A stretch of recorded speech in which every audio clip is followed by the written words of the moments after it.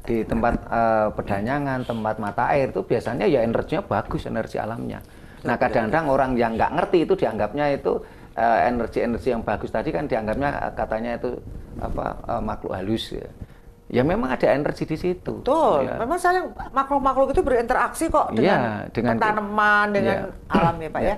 Dan memang ke dalam filosofi Jawa itu kan kita diharapkan untuk membangun renaning tiasing sesami. Kita selalu berusaha, berupaya untuk membuat sukacitanya sesama. Sesama itu bukan sesama manusia saja, tetapi sesama makhluk hidup. Ya manusia, ya hewan, ya tumbuhan, ya makhluk halus. Karena orang Jawa bilang itu wong halus, bukan makhluk gaib.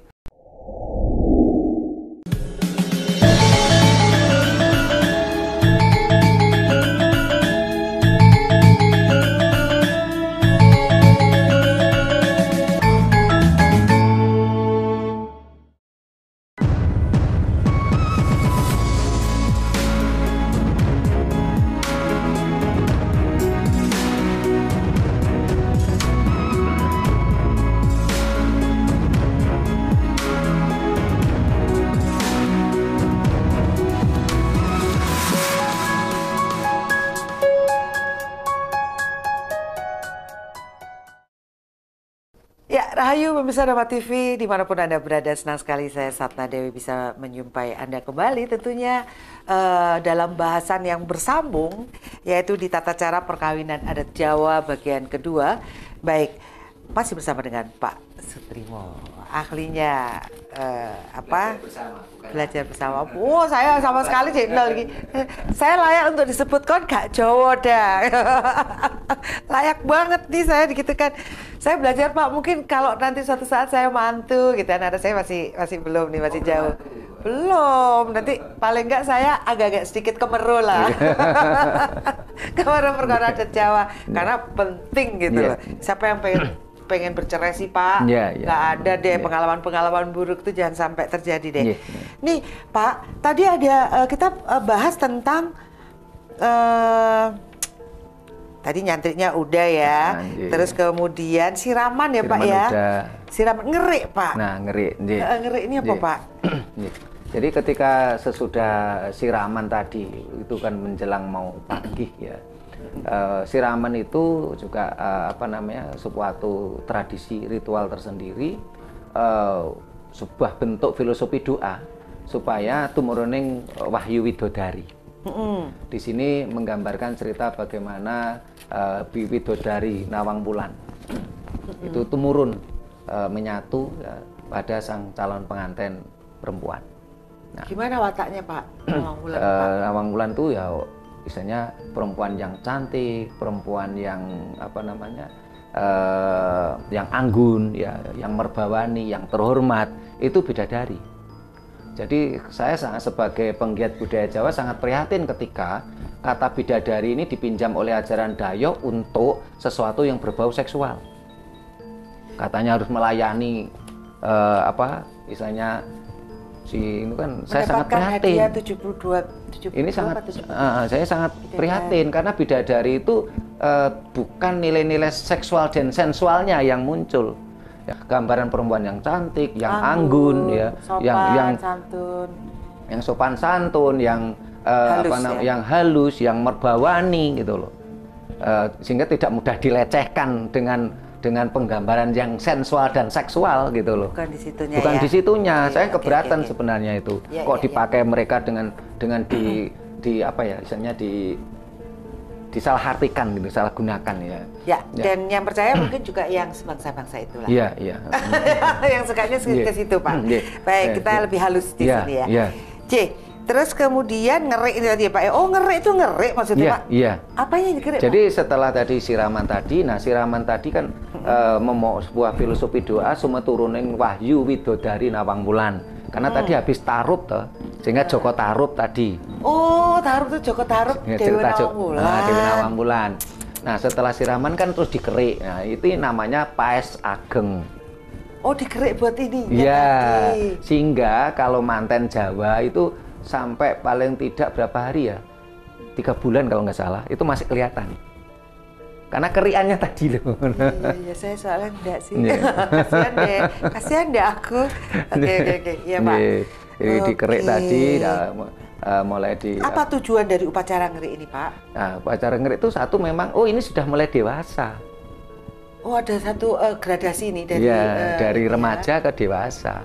Oh. Jadi kalau anak-anak ke remaja kan, misalnya dengan menstruasi, dengan akhirnya mulai menyukai lawan jenis, itu kan dari anak-anak ke remaja. Lah ini remaja ke dewasa, karena dia akan dipersiapkan menjadi apa? Wanita, perempuan dan wanita ya. Menjadi perempuan dan wanita, bukan sekedar wadon. Ya. Ya, sehingga dikerik di situ, terus ada paes ageng di situ. Nah, kita tidak jelaskan rinci aja biar waktunya tidak habis di sini. Jadi terus yang apa pasiraman tadi yang nyirami itu diambil dari 7 atau 9 sumber keramat. Harus, Pak? Iya. Nah, kalau di daerahnya nggak ada sumber? Loh, banyak, setiap daerah pasti punya sumber keramat karena di Jawa itu banyak mata air. Maksudnya keramatnya gimana nih, sumber keramat? Sumber keramat itu sumber yang memang di situ dikeramatkan oleh masyarakat sekitarnya. Contoh di sini umpamanya sumber Kendedes, Batu Gede, Oke, tahu. Walandit, Tahu. ya. Terus banyak sumber Judu di Gunung Kawi. Oh, ada ya. Terus banyak sumber di sini lebih dari 7, Sumber gentong. lebih dari 9. Dan di sumber-sumber itu pasti seringkali di situ ada ritual-ritual. Sumber awan. Sumber awan, ya. Karena di situ pasti ada ritual oleh masyarakat di sekitarnya dikeramatkan dan dirituali, disakralkan. Sehingga ketika ini kadang-kadang saya juga merasa prihatin juga ketika mata air tadi dikeramatkan, ini diserang dengan kasanah agamis. Padahal mengeramatkan itu adalah untuk menjaga mata air. Nah, gara-gara diserang oleh kaum agamis yang katanya dengan kata-kata agamis tadi, akhirnya sekarang banyak mata air yang mati. Karena banyak pohon-pohon besar yang dipotong. Kan banyak demitnya, Ya. makanya dipotong. Itu yang saya prihatin gitu loh. Disakralkan untuk menjaga mata air. Ya. Nah, ketika kita ambil 7 mata air tadi atau 9, ya, ini biasanya ngambilnya kalau mau 7 yang diambil cuma 6. Kalau yang rencananya 9 yang ngambil cuma 8. Karena yang satu kan mata air di desa tersebut. Oh, harus di situ ya? Oh iya. Anu yang awal apanya? Yang di tempat yang utama, ya. Utamanya. Terus setelah itu yang menyirami, yang memandikan itu juga kalau nggak 7 juga 9. Nah biasanya itu 7, 9 sama bapak ibunya. Terus Pak? Oke. Jadi cukup rumit juga ya. Kenapa kok sumber Pak? Ya. Kok gak di laut? Pantai Selatan. Karena sumber kira-kira. Ya. Di pantai selatan juga banyak sumber. Coba kalau ke Balekambang sana ada sumber Pitu di sana. Oh, ada sumber Pitu. Cukup spasi Pitu, Pak. Iya, Pitu, terus ya. Kalau kita ke Sendang Biru ada mata air sumber tawar di Pulau Sempu. Oh iya ya, banyak sumber. Saya pernah ke sana tuh. Ya. Itulah sebabnya mata air di Jawa itu sangat luar biasa. Sehingga kenapa kok harus sumber? Karena sumber air itu adalah sumber kehidupan. Tidak ada satupun orang yang makhluk hidup yang bisa hidup tanpa air. Iya dong Pak, kita 75% air. 75% air. Jadi air benar-benar area utama ya. Iya. Oke Pak. Terus kemudian apalagi Pak? Ya. Siraman ini harus dari 7 sumber, 7 atau 9 sumber. 7 sumur enggak boleh Pak? Beda-beda. Sumur kan sumber Pak. Iya. Yang tadi saya katakan, yang satu itu sumber pokok yang ketempatan. Iya. Yang kalau mau 9 yang 8 luar. Kalau mau 7 yang 6 luar. Oke. Maaf saya agak nyerekel dikit karena saya yakin pemirsa juga banyak yang gitu. Lende sumur kono untuk apa gitu. Akhirnya kan jadi kacau kan. Jadi akhirnya tambah diminimalis. Padahal banyak makna yang kita pelajarin ya. Kalau di sumber itu kan memang tempatnya tempat sakral, di situ biasanya kan petilasan pedanyangan. Lah kalau sumur kan enggak. Petilasan boe siapa itu? Oh gitu ya Pak ya. Kenapa Pak, apa sih Pak maksudnya danyang tadi ini agak-agak klinik deh jadinya Pak. Ayo Pak. Jadi kalau mohon maaf di channel Raket Prasojo sudah saya bahas itu siapakah sebenarnya pedanyangan itu. Pedanyangan itu dari kata danyang dari kata dahyang. Dahyang itu dari kata sedahyang. Jadi di tempat itu dulu tempatnya merupakan sedah. Sedah itu suguh atau persembahan kepada yang itu istilahnya Tuhan semesta. Di situ biasanya tempat-tempat orang yang bedah kerawang, yang babat alas dari suatu desa tadi.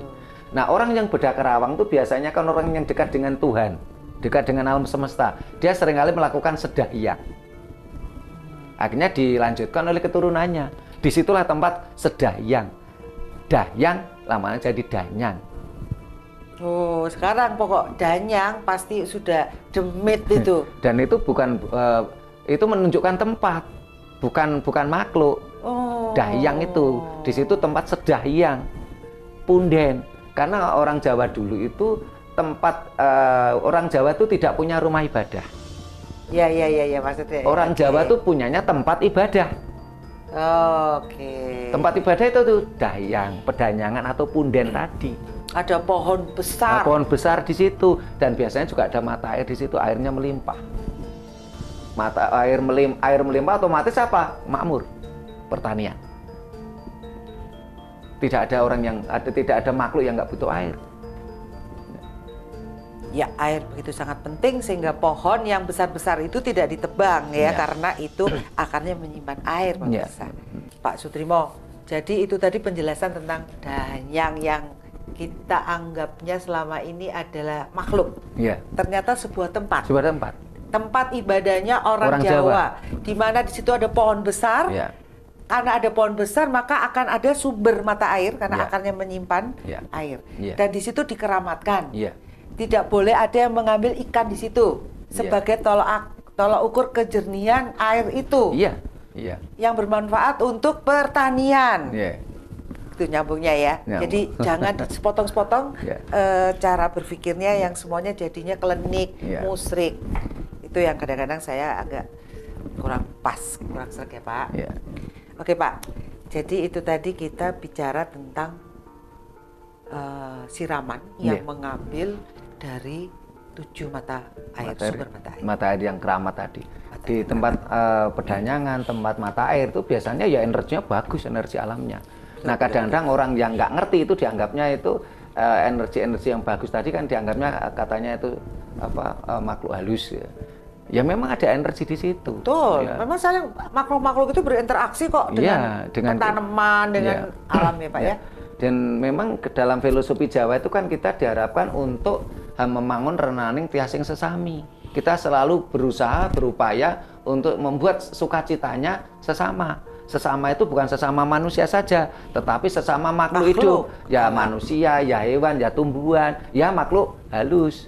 Karena orang Jawa bilang itu wong halus, bukan makhluk gaib. Kalau kata gaib itu kan semacam ada tirai. Di dalam ajaran Jawa tidak boleh memusuhi makhluk gaib, apalagi dikutuk tidak boleh. Wong itu juga ciptaan Tuhan kok. Makhluk gaib itu apa Pak? Istilah makhluk gaib bukan budaya Jawa.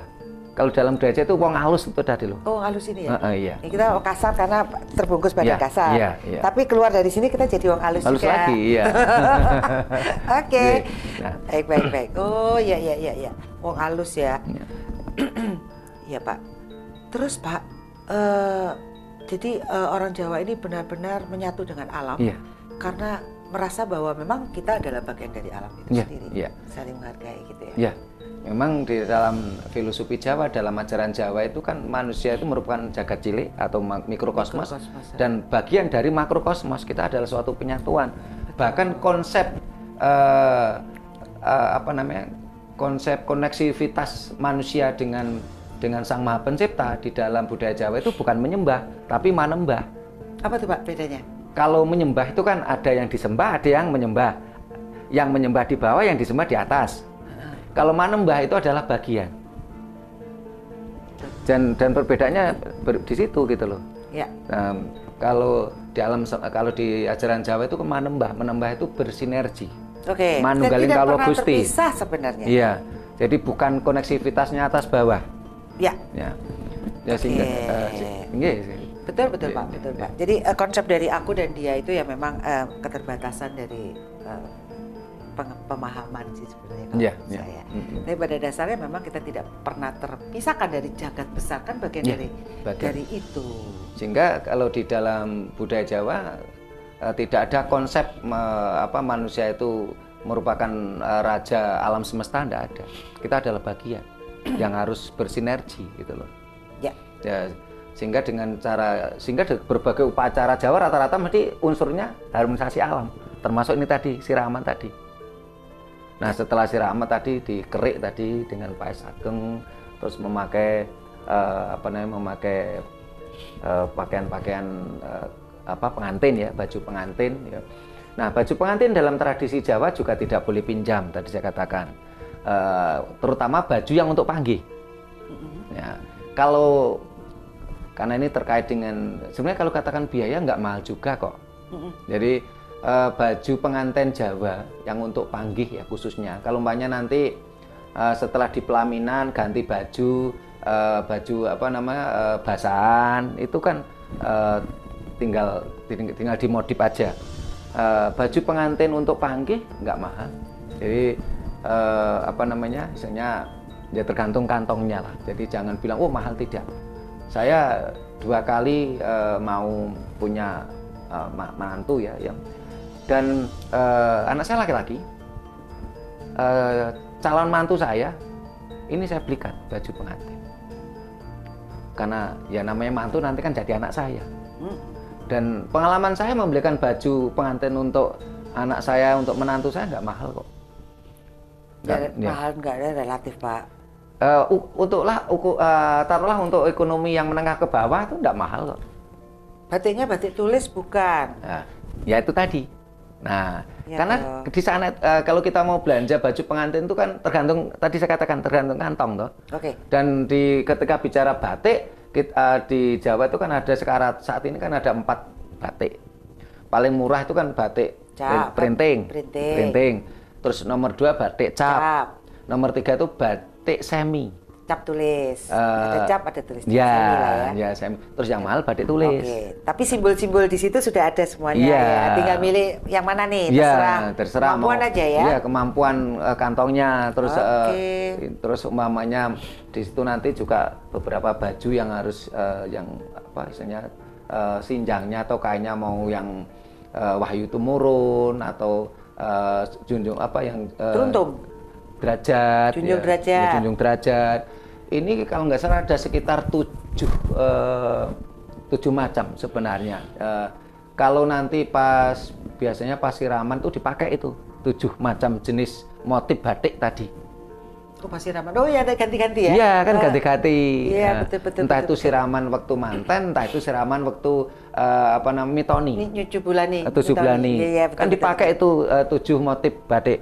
Bahkan ada 9 motif. Kalau kemarin saya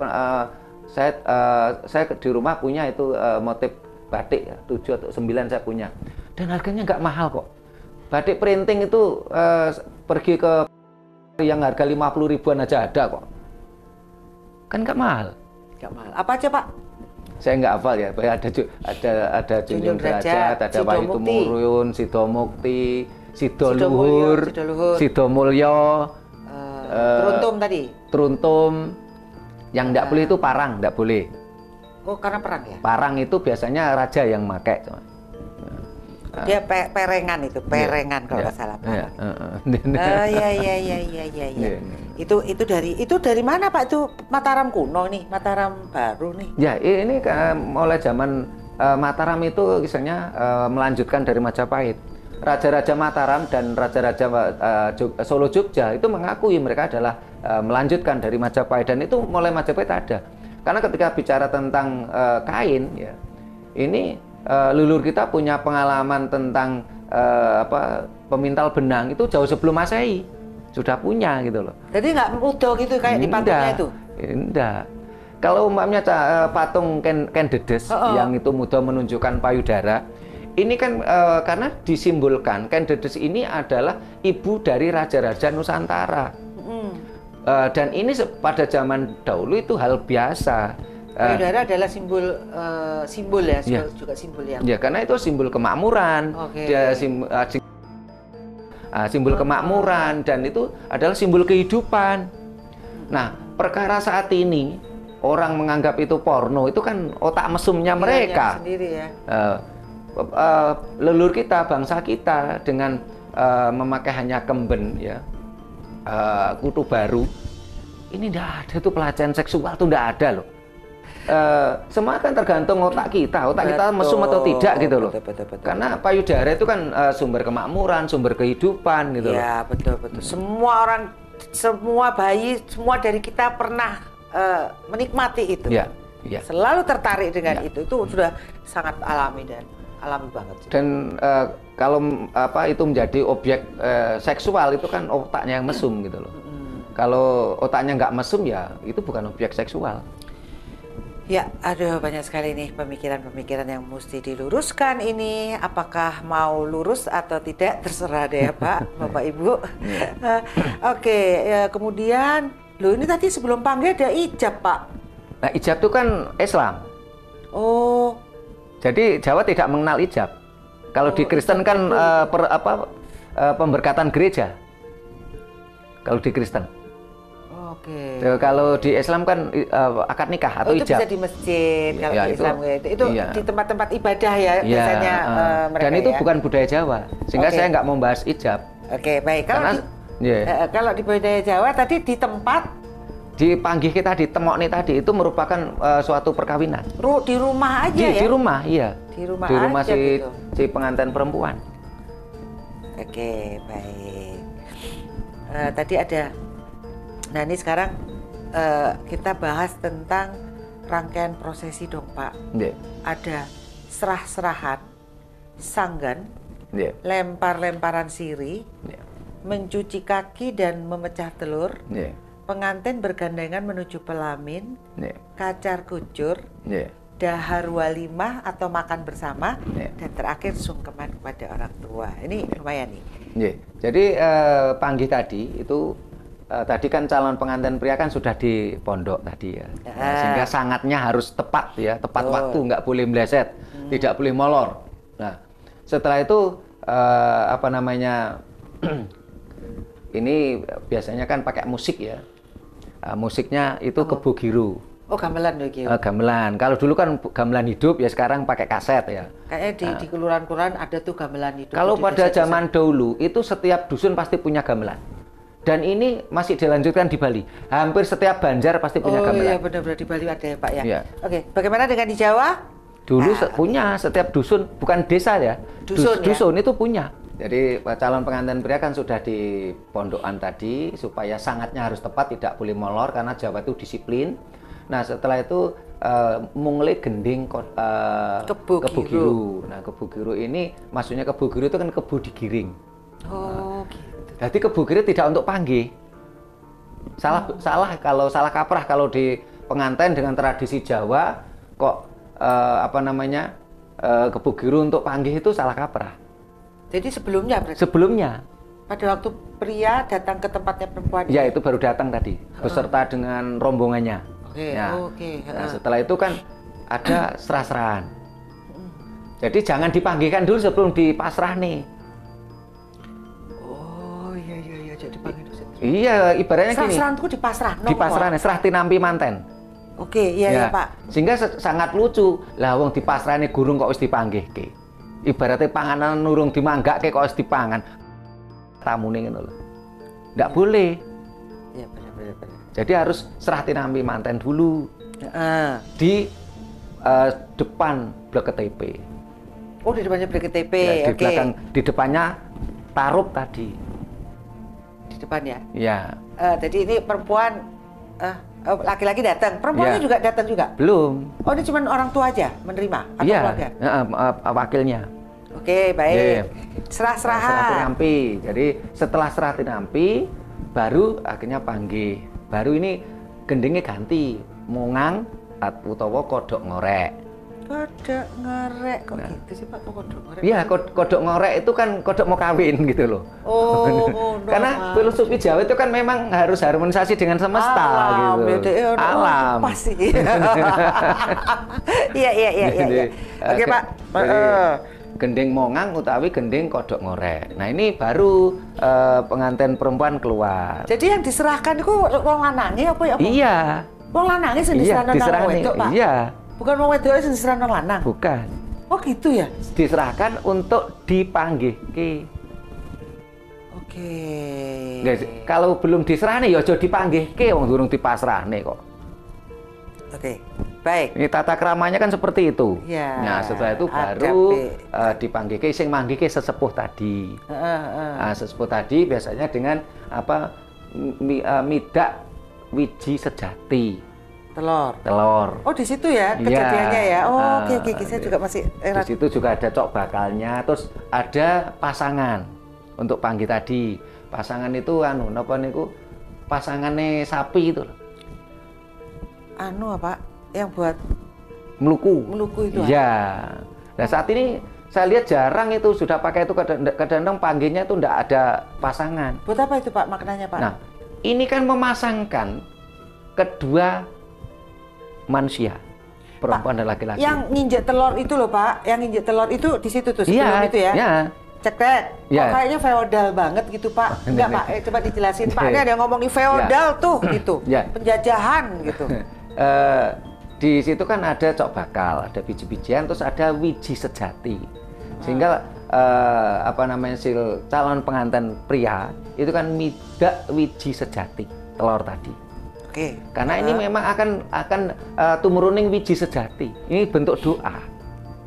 Supaya tumuruning wiji sejati, karena seorang bayi ini kan dulunya kan di alam awang uwung. Ini berdoa supaya tumuruning wiji sejati. Masuk ya. Penciptaan ini, proses penciptaan. Penciptaan. Tumuruning wiji sejati kepada siapa? Kepada kedua mempelai, kedua pengantin. Terus si laki-laki harus midek telur tadi. Ini simbolnya wiji sejati pecah. Nah, setelah itu si pengantin perempuan itu kan sungkem. Sungkem mijii ampean. Mencuci kaki. Ini kan bentuk bakti. Ya memang ya kudu dicuci aja lengket kabeh ya, tapi ditata dengan estetika ya, keindahan gitu ya Pak ya.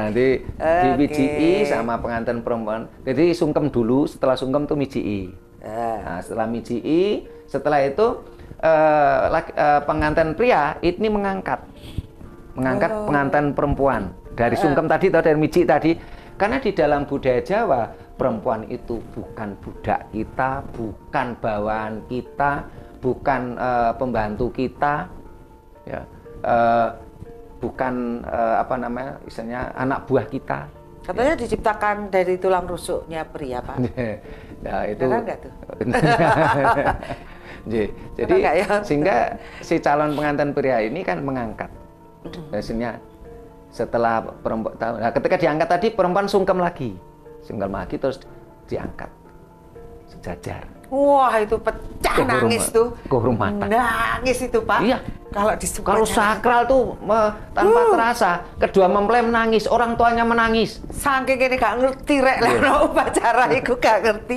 Coba kalau paham ini Pak, nangis itu semua penonton tamu Pak. Iya. Karena ini bentuk serem itu. Iya. Jadi, keren. Jadi istri kita itu bukan orang yang harus kita tindas. Itu dihormati banget. Diangkat kehormatannya. Tidak boleh dipukuli, gitu loh. Dikasih kata-kata kasar aja nggak boleh. Nggak boleh, kayak gitu ulat nggak enak aja udah sakit. Karena akhirnya menjadi garwo, sigarane nyowo. Nyeneni kon, ya pada nyeneni aku dewe gak jadi ya kan gitu kalau sudah sigar. Karena itulah sebabnya orang leluhur kita dulu itu nggak ada angka perceraian itu. Ngomong ya gak usah bengok-bengok Pak, jangan biar. Iya. Manggilnya Nimas. Panggilan kemesraan toh, Nimas. Iya Kang Mas. Iya. Lek tukaran tetep boso. Akhirnya nggak jadi tukaran gitu loh. Soalnya nggak ada kata-kata teriak-teriak seperti itu. Iya, semuanya dengan kelembutan. Karena tadi sudah tumurunning widodari Nawang Wulan. Perempuan yang anggun, perempuan yang terhormat, perempuan yang istilahnya penuh keanggunan, kehormatan, merbawani.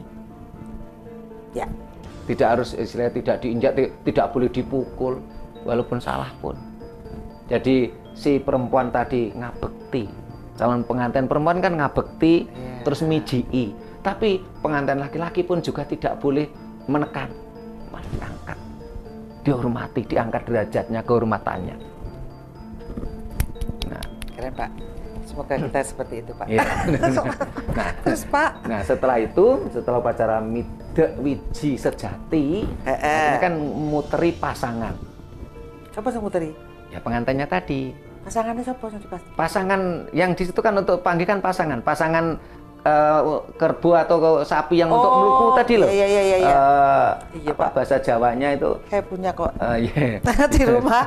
Iya. Oh itu diputerin. Diputerin. Intinya apa itu? Intinya. Nah, ini kan penyatuan ya. Pasangan kerbau tadi kan ini loh dua sejoli ini sudah dipasangkan. Menjadi garwo. Karena kebo itu selalu berpasangan. Ketika meluku bajak itu mau bajak. Meluku yang bajak kalau bahasa Indonesianya tadi. Itu jadi satu simbol. Ya, jadi simbol selalu penyatuan. bersama-sama gitu ya. Selalu bersama-sama gitu loh. Oke Pak, oke Pak. Dimuteri biasanya ganjil kalau nggak 3 kali ya 7 kali. Dipandu oleh dukun manten sesepuh tadi. Ya. Oh ya, sebelum itu ada balangan gantal dulu. Sebelum tadi Bu lemparan siri. Bu Sada tadi kan enggak ditanyakan. Jadi sebelum mijek ditanyakan sebelum mijek wiji sejati tadi. Oh iya, sebelum memecah ya. sebelum memecah telur, Pak. Ya, jadi setelah serah tinampi manten tadi baru sawatan gantal. Maksudnya, Pak? Sawatan gantal ki lho jodohku. Karena gantal itu suruh temurose diwolak-walik padha rasane. Kalau kita menjadi pasangan, ini loh jodohku, ini pasanganku, ini garwoku, si garane nyowo, diwolak-walik padha rasane. Nek aku loro kono ya loro, satu rasa. Satu ya sama-sama gitu ya. Nek kono loro aku ya loro. Nah, coba kabeh diajari kok gini Pak, anak-anak gini ya, mulai awal nih ya kita ajarkan ini loh, sesuatu adab budi luhurnya kita ini, adiluhurnya luar biasa. Oke Pak, lemparan sirih. Ya, sirih terus langsung midak wiji sejati tadi. Wiji sejati. Nah, setelah itu terus muterin meluku tadi. Pasangan tadi. Setelah itu terus gandengan tangan.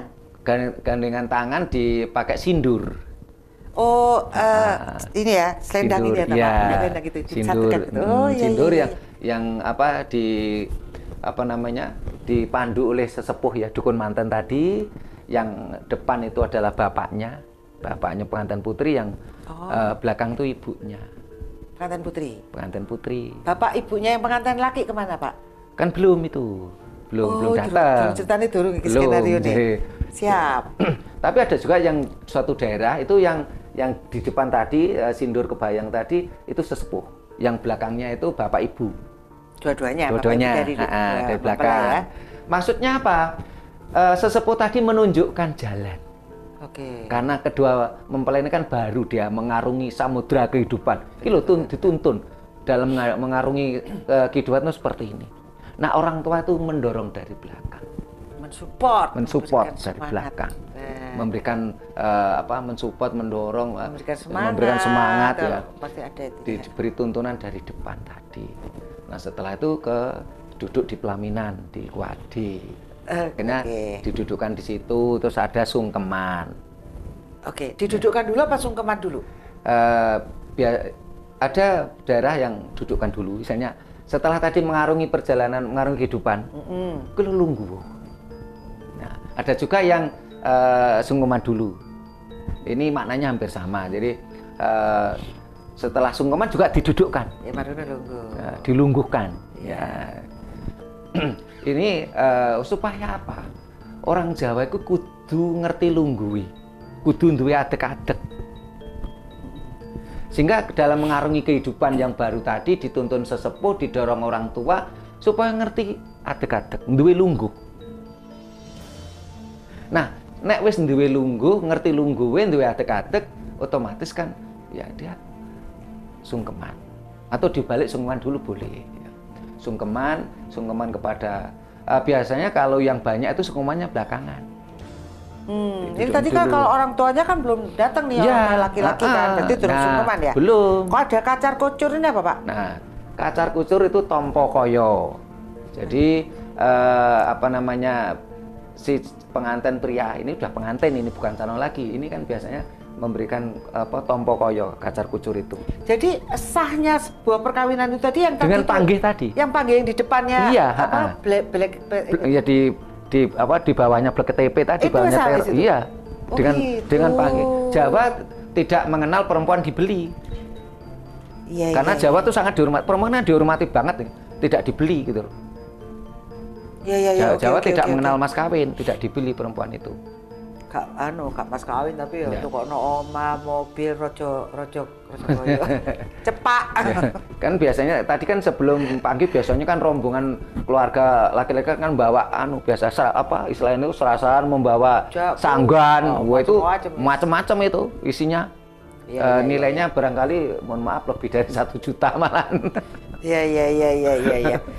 Oke Pak. Tapi kan tidak dalam artian membeli gitu loh. Iya, ini seneng ya tapi ya penuh warna sekali ya. Iya. Oke Pak, itu tadi. Jadi menuju pelamin kacar kucur. Kacar Iya. kucur tadi apa Pak? Kacar kucur itu tompo koyo. Jadi pengantin pria itu memberikan apa istilahnya koyo. Koyo itu penghasilan kepada pengantin perempuan, kepada istrinya. Misalnya apa? Biasanya tompo koyo itu kan hanya simbol saja toh. Kadang-kadang ada yang bentuk uang-uangan atau udi-udi gitu. Ada yang berbentuk tompo koyo itu biji-bijian. Simbol ya, karena Jawa kan apa memang sangat erat dengan alam ya. Biasanya biji-bijian yang dipakai toh kacar kucur tompo koyo tadi. Nah, terus biasanya dulangan sego sak kelimah. Dahar walimah ya? Bukan dahar walimah, dahar sak kelimah sebenarnya. Oh, dahar sak kelimah. Karena kalau walimah itu kan bahasa Arab itu. Sak kelimah itu ya sak kelimah satu sendok. Sak kelimah. Maknanya apa Pak? Kan saling suap-suapan ya? Iya, suap-suapan. Disuap gantian apa langsung bersamaan? Biasanya gantian. Tapi ya kadang-kadang kalau bersamaan itu kadang-kadang malah repot, malah misalnya yaitu ada kadang-kadang itu ulahnya perias atau ulahnya lucu-lucuan kali ya. Jadi ulahnya apa? Tukang foto. Iya, kayak romantis. Iya, ini gantian. Dalam artian apa? Dalam rumah tangga tadi memang harus ada take and give. Saling memberi dan saling menerima.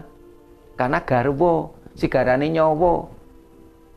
Sehingga nafkah rumah tangga ya, istilahnya di dalam tompo koyo tadi di dalam budaya Jawa itu saling memberi. Dan nafkah rumah tangga itu kalau di dalam budaya Jawa ada 3, jana loka, indra loka, guru loka. Dan itu bukan nafkah rumah tangga. Jadi pria tidak wajib memberikan nafkah kepada istri. Loh ini kan saling memberi toh. Jadi bukan tugasnya laki-laki tok ya. Semuanya ada kewajiban masing-masing. Bekerja sama. Kerjasama. Oke. Ya. Tapi yang punya kewajiban mencari nafkah ya laki-laki. Tapi ini kan saling memberi sehingga digambarkan saling dulangan tadi. Terus tompo koyo. Jadi hasilnya si laki-laki kan diberikan kepada perempuan. Untuk diolah bersama. Sehingga perempuan itu kan pedaringan. Jadi dalam budaya Jawa itu wanita yang paling jelek itu kan 2, pedaringan borot sama tapie kendu. Tapie kendu itu apa? Kehormatan. Tapie sinjang, sewek. Oh, suka selingkuh-selingkuh gitu. Suka selingkuh, ini tidak boleh itu. Itu wanita yang paling jelek di dalam budaya Jawa gitu loh. Ada ya kayak gitu ya. Sama boros ya. Jadi kalau pedaringan dobol itu kan ya tidak mampu memanage keuangan rumah tangga. Iya. Dari tompo koyo, kacar kucur, terus lajeng dulangan ya. Terakhir sungkeman kepada orang tua. Nah sebelum itu biasanya mapak besan. Oh, siapa yang mapak besan? Oh ya si orang tuanya perempuan ya, iya, yang jemput. mapak besan. Jadi pada waktu itu besan nggak melihat dong upacara ini? Tidak, karena itu memang itu wilayah perempuan, wilayah dari pengantin keluarga perempuan. Nah setelah itu mapak besan, setelah mapak besan baru sungkeman. Oh, sungkem kepada kedua belah pihak ya. Nah, nah selama ini tentang nafkah rumah tangga dalam budaya Jawa banyak yang tidak dibahas. Ya, banyak orang yang nggak paham karena dengan adanya ajaran tamu itu kan akhirnya kan cuman dialihkan ke yang berbau agamis dan di sana di dalam agamis tadi kan nafkah rumah tangga itu lahir dan batin, lahir duniawi, batin itu kalau istrimu melakukan kesalahan itu dikasih hukum jangan dikumpuli ya. Nah, ini saya tidak mau bahas itu karena itu bukan ranah saya. Nah, kalau di dalam budaya Jawa nafkah rumah tangga itu 3, jana loka, indra loka, guru loka. Biasanya setelah itu selesai ada upacara lagi. Kalau manten pertama, itu mohon maaf, istilahnya mantu pertama maksud saya. Oh, mantu. Mantu pertama ini ada upacara mbubak kawah. Apa itu, Pak? Ya, mbubak kawah itu filosofinya adalah itu tadi untuk menurunkan wahyu wiji sejati karena mantu pertama mbubak kawah. Nah, kalau mantu terakhir ini ada tumpak punjen. Apa itu? Nah, ya memang terakhir tumpak punjen. Tumpak punjen itu artinya apa, Pak? Tumpak punjen ini sesuatu tutupan. Nah, biasanya tumpak punjen dilanjutkan dengan tradisi mbubak ajang. Apa itu? Biasanya dari keluarga dari pengantin perempuan tadi itu mikul itu perabotan dapur itu loh. Nah, itu jadi rebutan jadi disurut misalnya. Karena ini mantu terakhir. Lucu ya. Itu maknanya apa, Pak? Kesempurnaan orang tua tadi sudah selesai untuk tugasku gitu loh ya. Untuk anak-anaknya tadi gitu loh. Itu nggak peduli laki apa perempuan. Kalau yang ngunduh mantu. Nah, itu tadi namanya terakhir nih bahasan kita nih. Kalau namanya mantu mesti perempuan. Jadi umpamanya ada keluarga, dia anaknya perempuan cuma 1. Ya dia ya otomatis ada upacara bubak kawah, ada upacara tumpak punjen. Kalau dia cuma anak satu-satunya? Cuma 1. Perempuannya 1. Kalau anaknya bisa 4, bisa 5, perempuannya cuma 1. Oke. Atau umpamanya gini, anaknya 5. Terus perempuannya yang pertama sama yang keempat sebagai contoh. Yang pertama ya tetap bubak kawah, yang keempat tadi tetap tumpak punjen karena adiknya laki-laki. Oh, nggak perlu. Nggak perlu ini untuk mantu. Ini untuk yang keluarga perempuan. Untuk perempuan. Ini ya. Nah, setelah itu ngunduh mantu. Mantu. Nah, cepet aja, Pak. Sekalian nutup ini ya. Mantu. Jadi dalam situ ada kesepakatan mantennya itu diantar, diboyong. Nah, karena memang kawin dari kata bahasa Jawa kuno, kawin itu adalah boyong. Ini prosesi boyong. Bagaimana kita memboyong perempuan ke keluarga laki-laki. Inilah ngunduh mantu. Diboyong. Upacara lagi. Kayak gitu lagi? Beda upacaranya. Oh, beda. Lebih simpel kah? Lebih simpel. Lebih simpel. Nah, saya ngunduh mantunya akan kedua ini. Besok itu.